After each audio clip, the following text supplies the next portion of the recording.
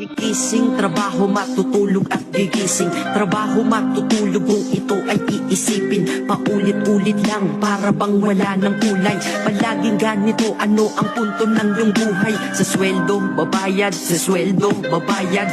Kakasweldo lang pero ubos ang pera kagad. Ito ba talaga ang binigay na kapalaran? Hindi ka mabubuhay kung hindi mo babayaran. Mahirap pala to, sana maaga kong nalaman. Para kang malayang preso pag di ka anak mayaman. Dahil aking napuna kapag bumiyahe sa umaga. Mga tao sa paligid ko hindi rin maligaya. Tayo ay mga alipin sa moderno na lipunan. Magandang kinabukasan kailangang pag-ipunan. Pero pagkatapos nun, ano ba ang kasunod? Ika'y magkakasakit, mamamatay ka ng pagod. Di ba napakalupit? Ganito ba talaga? Habang nabubuhay ka, pera ang mahalaga. Kaya magtrabaho ka, magbanat ka ng buto.